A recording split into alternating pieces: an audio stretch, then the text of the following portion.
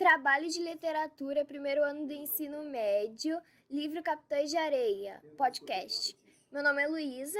Meu nome é Kathleen. E meu nome é Matheus. Bom, romance de Jorge Amado, Capitães de Areia. Um romance com um narrador onisciente, terceira pessoa. Os Capitães de Areia são os meninos sem pais, que é um dos Capitães de Areia retratados no livro. Todos os personagens têm suas próprias características. Eles bebem, fumam, roubam e têm relações sexuais. O primeiro personagem que a gente vai discutir é o Pedro Bala, que ele é o líder. Ele conquistou essa posição. Isso, em uma briga com o antigo líder, que foi por causa que ele puxou uma faca e ganhou uma cicatriz. E ele foi pro reformatório e foi torturado lá. E um fato muito interessante é que ele se preocupa mais com os outros que consigo mesmo.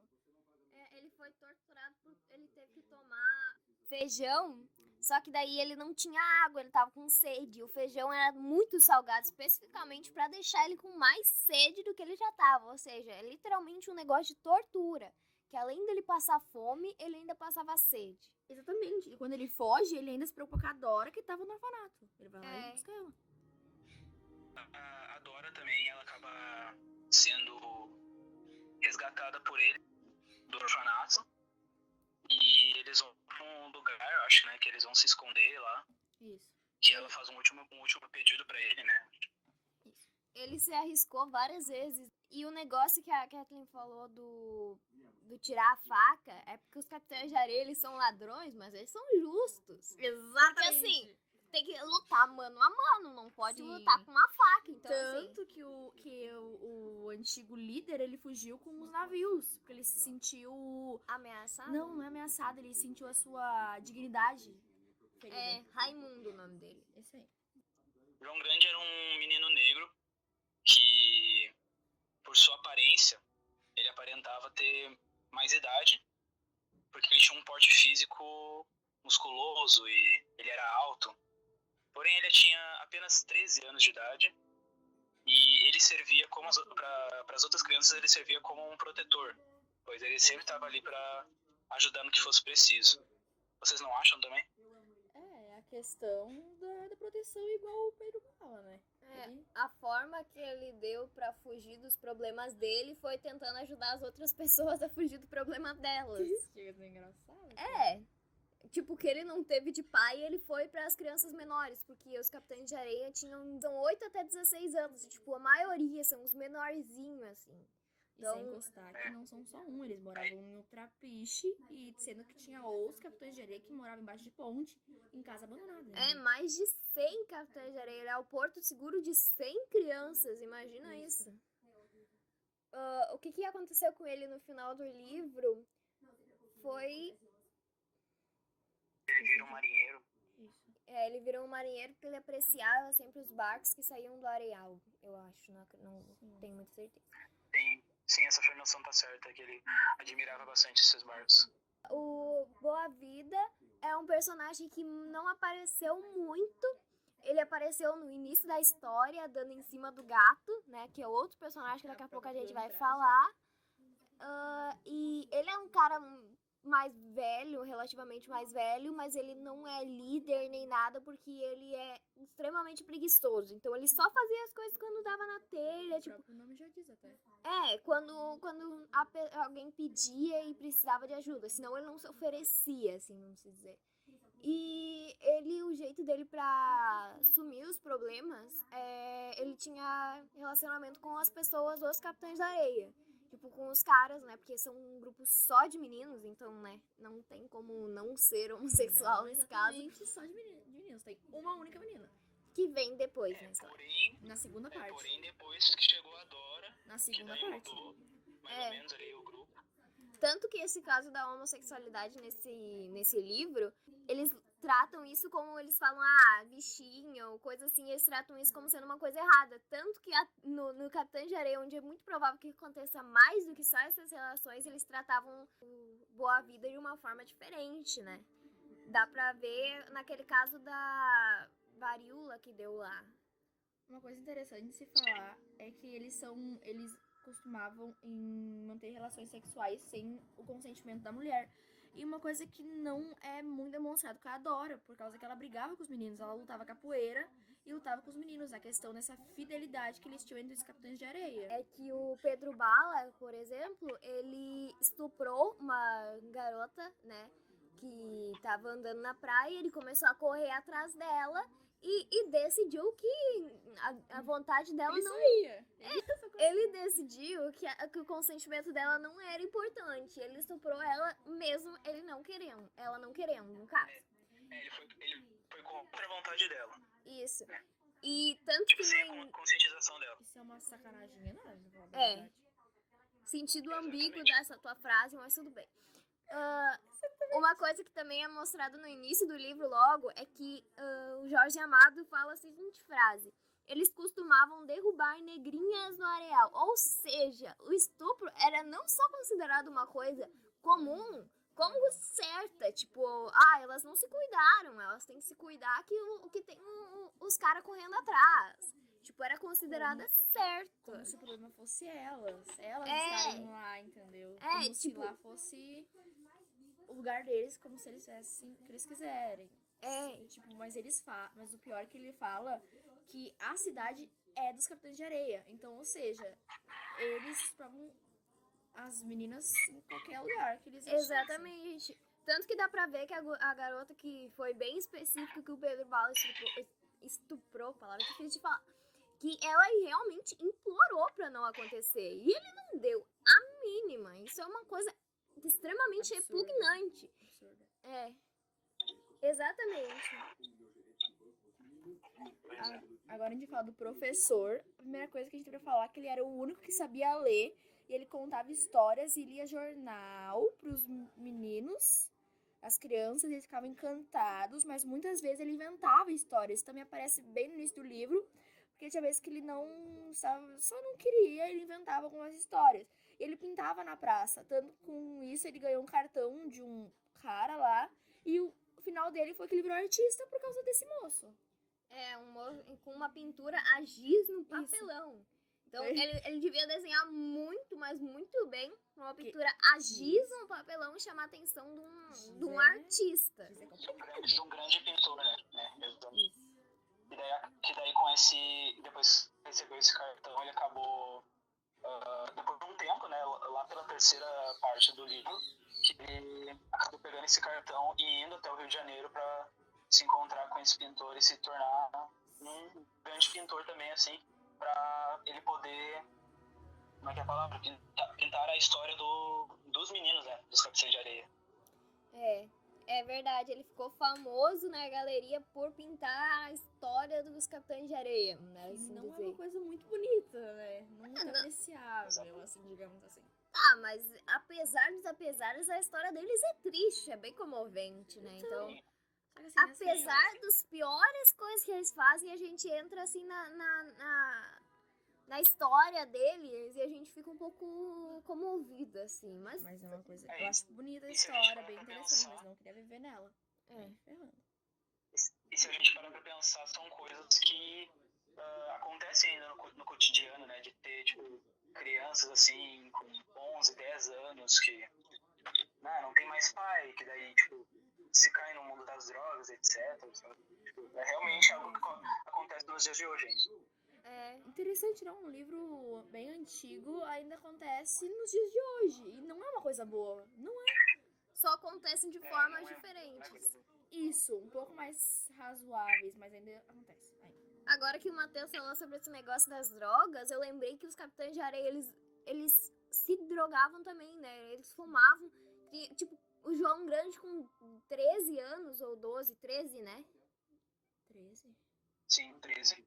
Ele com 13 anos fumava charuto. Tipo, sério, que infecção no pulmão que ele vai ter quando ele for maior. Não, tu tá rindo, mas é verdade, cara. Ele começou a fumar com 13 anos. A história acontece com 13 anos. Ele provavelmente começou antes. Então, imagina, tipo, sentido. os Capitães de Areia com certeza não viveram mais do que 30 anos. Porque é quase impossível que eles tenham vivido depois de tudo que eles passaram. Realmente. E pior que antigamente, muitas crianças que hoje agora já são senhores de idade, né? Assim, com 70, 80 anos, tinha muitos que já fumavam desde os 11 anos, 13 anos de idade, por aí, que nem fala no livro, né? Sim. Então pensa o pulmão como é que tá nesse momento. Exatamente. Eles têm que ser considerados como adultos e não como crianças, dá pra se dizer. O Pirulito, ele foi um dos capitães, ele era o mais religioso, certo? Né? Que ele tinha pendores místicos e ele gostava muito da religião e coisas, sempre tá por perto da igreja, etc. Tem uma cena muito interessante dele, que é a cena da Virgem, que ele rouba uma imagem de uma Virgem Maria, porque ele foi aquela coisa, todo mundo rouba, ele achou bonito, e como ele já era religioso, ele gostou e roubou. A religião era a forma pra ele fugir dos problemas dele. Sim, assim como o Pedro Bala, ele cuidava dessas pessoas, o Pirulito era na religião. Tanto que ele sempre pegava flores e deixava elas na frente da santinha, ou seja, ele cuidava muito bem daquela estatueta. E por mais que ele era um ladrão ali junto com as outras crianças, ele era da religião, né? Pra fugir dos seus pecados, praticamente. No final, ele virou o quê? Padre. Que é como de se esperar, né? Aliás, ele descobriu a religião porque tinha um padre que alguma vez ou outra ia visitar os Capitães de Areia. Então ele aprendeu com esse padre. Olha que interessante, um ladrão que tinha relações sexuais, fumava e bebia, virou um padre. O próximo personagem é o gato, que entra muito a questão da pedofilia Estupro. também, mas ele tinha uma relação com uma prostituta, tinha o dobro da idade dele, tinha 35 anos, se eu não me engano. Ele tinha 14 anos, era considerado o mais bonito dos Capitães de Areia. Ele usava sempre chapéu novo, ele roubava anel e ao invés de vender os anéis que ele roubava, ele usava. Tinha um anel vermelho, inclusive, que ficou muito famoso com a marca dele, né? Porque ele roubou de um... Como dito, que vendia ele era chapéus. considerado o galã, né? Porque ele sempre se envolvia com as mulheres mais velhas. Sim, Que exatamente. nem tu falou, ela tinha o dobro da idade dele. E isso é pedofilia. Embora na época não fosse crime, ainda é pedofilia. Porque ele com 14 anos, por mais de tudo que ele viveu, ele ainda é uma criança, entendeu? Uma cena que você falou que ele roubava chapéus, usava sempre chapéus, é a cena do roubo dos chapéus, que ele viu um homem com um anel no dedo, um homem que vendia chapéus, e ele chegou no homem falando que ele queria um emprego, basicamente, não foi bem essas palavras, e ele pediu pra ele vender chapéus pra um homem muito complicado, que ele não queria chapéus de palha, ele queria chapéus mais... Formais. Isso. Aí, acho que foi o professor que ajudou ele a formar o plano, essas coisas, e no final ele roubou. Ele se importava muito, muito com a aparência. Isso. Então, e ele era, assim, uma pessoa... Dava pra se dizer que era um adulto, né? Então, ele realmente, no final, ele virou um malandro em pessoa, né?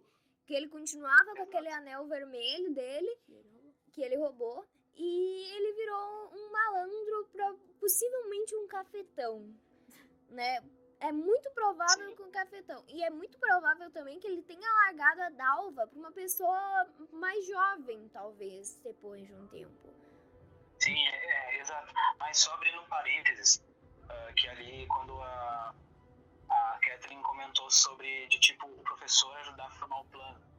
Essa era uma das outras características do professor. Sim. Que, claro, quem comandava tudo era o Pedro Bala, mas o cérebro da equipe, que era o intelectual ali, era o professor que ajudava a formar os planos para poderem eles furtar, né? E ficar com as riquezas e coisas. E isso porque ele era o único que sabia ler, o único que tinha algum contato com o estudo. O único, literalmente. Exatamente isso. E as crianças só tinham um mínimo possível de contato, que era o que ele ensinava. Ele aprendeu muita coisa. Que elas ficavam maravilhadas com tudo aquilo, né? Isso. Ele roubava livros. Tudo que a gente vai dizer aqui, a gente não vai comentar toda vez, mas tudo que a gente diz que eles têm é roubado.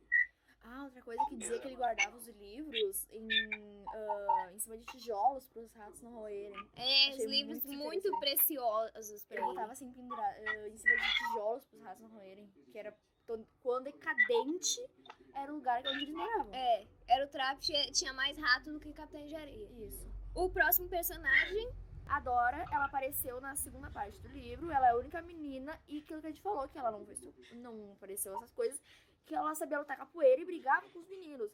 E aquilo que a gente comentou, que o Pedro Bala resgatou ela do orfanato, e depois disso, ela pede pra eles terem relações sexuais, por causa que ela voltou, foi resgatada muito fraca do orfanato. E ela tava doente. Isso, ela tava muito fraca. Muito Sim, fraca. porque ela não tinha se alimentado direito dentro do orfanato, né? Porque antigamente o orfanato era uma coisa muito complicada. Exato. A Dora foi mãe, irmã. O professor, inclusive, gostava muito dela também, né? Mas ela era considerada a mãe das crianças de lá. Né? Ela tinha esse estilo materno também porque ela cuidou por muito tempo do irmão menor dela, né? Que também participou dos Capitães de Areia depois de um tempo. A Dora, ela entrou no Capitães de Areia depois da mãe dela ter varíola. Então, ninguém queria contratar ela pra limpar a casa ou tudo mais, que é como geralmente as meninas sobreviviam na época, porque ninguém queria ter, tipo, vai que ela ainda tem a doença ou coisas do gênero, né? Então, ninguém queria contratar ela. E tava ela e o irmão bem novinho, bem novinho, menor do que a idade dos Capitães de Areia. E eles tiveram que sobreviver. Isso é mais uma coisa acontecendo hoje em dia, que é o corona. Não quero ter contato com aquela pessoa por causa que ela teve corona, mesmo que ela esteja limpa. Eu não quero ter contato com essa pessoa porque ela teve corona. Tem pessoas que foram desempregadas com isso. Mas também é bem diferente, né? Porque ela é uma criança ainda, né? Sim, Apesar dos antigamente era apesares. normal isso. E depois de tudo isso, ela acabou sendo aceita dentro do grupo, que daí ela também acabou aprendendo capoeira junto com os meninos, que foram ensinados por um pescador, que era se eu não me engano, o querido de Deus. Isso. Acho que tá certo, né? E daí ela acabou aprendendo capoeira e sempre quando tinha brigas, assim, ela ia pra briga junto. Aí também teve um confronto com um grupo rival e ela também foi pra lá. E ela agia como vocês falaram, né? Agia como mãe, como irmã, amiga, tudo Sim. isso. Abrindo parênteses, tragicamente minha personagem favorita morre no final. Tragicamente. Ela morreu por causa de uma doença que ela pegou no orfanato, que ela foi muito mal cuidada. Inclusive, uma coisa, ela foi pro orfanato, mas ela foi depois de já estar no Capitão de Areia. Então, aconteceu que viram ela, né, pegaram o Pedro Bala e outros meninos que estavam roubando, e ela tava junto. E alguns foram levados pro reformatório, e ela foi, no caso, pro orfanato, e pensaram que ela era, tipo, refém, já que já tinha. Porque ela era uma menina. E também porque eles estupravam meninas naturalmente, então, né, é a primeira coisa que se pensa. Tanto que eles relutaram pra pegar a Dora pra entrar no Capitão de Areia, porque eles consideravam ela uma menina frágil, então que ela não ia entrar na onda, assim, ela não ia conseguir chegar junto no nível dos meninos, no caso. E no final ela foi a mais forte de todas. Os meninos acabaram subestimando ela por uma coisa que realmente ela não era, né? Tipo, frágil ela não era. O próximo personagem, então, Volta Seca. Ok, então o Volta Seca, ele era um dos integrantes mais violentos dentro do grupo, porque ele se espelhava no grande ladrão que existia na época, que era o Lampião, né? Uhum. Que muitos escutavam o nome dele e ficavam, uou, esse é um dos maiores ladrões, então a gente não pode se meter com ele. Algo do tipo, assim. Sim. E também, mais pro decorrer da história, ele acaba indo atrás desse Lampião pra como é que é a palavra agora? Pra interferir no cangaço, que faz com que ele acabe matando muitos policiais. Porém, depois de ter feito isso, ele também tem um final trágico, que ele acaba sendo condenado e morto logo em seguida, né?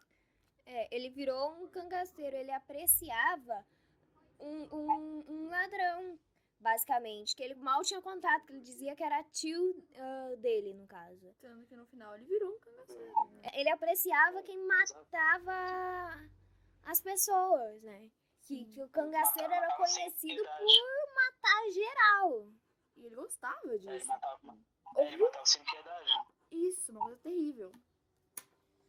Tá, o último personagem que a gente vai falar e depois sobre algumas questões que nos chamaram bastante atenção no livro. O último é o Sem Pernas, que no caso é um personagem que me marcou muito. Porque o Sem Pernas, ele é coxo, no caso, né? Então aí já vem uma grande dificuldade, né? Um menino abandonado que é coxo. Então, assim, o dobro do problema dos outros. Então, ele usava de estratégia pra fugir dos problemas dele. Ele não gostava de dormir. Ele fazia de tudo pra não dormir. Porque quando ele dormia, ele sonhava com uma cena que aconteceu há muito tempo, que foi quando ele foi espancado pelos policiais que tinham capturado eles. No caso, eles ficavam fazendo ele correr em volta da sala, enquanto que eles batiam nele com um elástico, assim, sem mais nem menos, sem muito motivo. Só porque eles queriam ver ele chorando, caiu no chão e sofreu muito. O Sem Pernas, ele foi numa casa em que ele acabou se apegando muito a uma mulher que tinha perdido o filho dela. Então ele fingia de doente e tudo mais para as mulheres ajudarem ele. E ele se infiltrou nessa casa com essa mulher e a princípio era só para explorar o terreno para roubar. E ele acabou gostando muito daquela mulher, porque ela cuidou muito dele, muito bem dele. Coisa que ele nunca tinha passado, ele nunca teve uma família. E mesmo assim, depois de tudo isso, ele queria ficar lá, mas ele não ficou lá. A fidelidade que os Capitães de Areia fez ele entregar e mesmo assim ele preferiu entregar. Ele ia ficar lá, ele ia decidir fazer qualquer outra coisa pra não ter que roubar aquela mulher tão querida. Mas acontece que ele já tinha uma família, o Capitães de Areia. Que essa família que ele tinha, ele... Tipo, por pior que talvez fosse, mas foi a família que acolheu ele no momento. Então, por mais que ele gostasse da mulher, ele não podia atrair a família dele. Tanto que no final, ele basicamente se mata. Então, ele se sentiu extremamente culpado por tudo. Ele decidiu, entrou numa depressão, por assim dizer, e falou, tipo, chega, acabou, desisto disso, não dá certo, eu sou uma péssima pessoa, eu só sofro nessa vida. Então, ele não literalmente se jogou, mas ele fugindo dos policiais acabou caindo. Ele podia ir pro outro lado, mas ele acabou caindo, meio que indo na onda pra salvar os Capitães de Areia. Então, ele foi pra um lado, pros outros, fidelidade de novo. Então, ele morreu como herói, embora fosse um chato do caramba, que criticava todo mundo do Trapiche. Ele morreu como um herói. Não exatamente um herói, mas... Mesmo sendo a pessoa que fez uma coisa terrível, né? Que, sabe, traiu a confiança das pessoas que acolheram ele pela segunda vez, que é da casa. Sim, exatamente. E ele fez muita amizade com aquela mulher. Isso dali foi uma das cenas que mais me prendeu no livro, com certeza. Pra mim, a cena que mais prendeu foi a cena do carrossel, que na minha percepção no livro é o único momento que eles voltavam a ser crianças. Porque normalmente eles bebiam, fumavam, roubavam e tinham relações sexuais. Só que com esse carrossel eles ficaram tão encantados que quando o parque fechava, né? Eles iam lá pra brincar. Eles iam lá e brincavam. Tipo, o único momento que eles paravam com aquela roubalheira e aquela coisa toda era no carrossel pra brincar. Isso é incrível. Exatamente. Tá, então esse foi o livro. O podcast do livro. O podcast do livro que a gente discutiu. E, da minha opinião, é um livro maravilhoso, indico ler. No caso, você já tem muito spoiler, né? Então... mas é um livro muito bom e tem muita coisa ainda que a gente não falou que é maravilhoso ler. Que fascina, fascina, literalmente. É um livro que realmente traz muitas emoções e eu confesso que eu chorei. Teve umas partes que eu chorei. Sinceramente, eu chorei mais com a parte da morte do Sem Pernas, tá? Eu chorei mais na parte da morte da Dora, que era a personagem que eu mais gostava e ela morreu. É um livro que questiona todas as tuas escolhas, todas as tuas críticas, assim, né? A sua percepção do mundo. Sim, principalmente porque eu gosto dos Capitães de Areia, embora eles sejam pessoas terríveis, a gente simpatiza com eles, a gente entende eles. Não acho que justifica o que eles estejam certos, mas a gente entende eles. São pessoas sofridas, mas que tomam decisões que muitas vezes não precisavam ser tomadas. Porque, por exemplo, o anel, os estrupos, a pedofilia. Estrupos.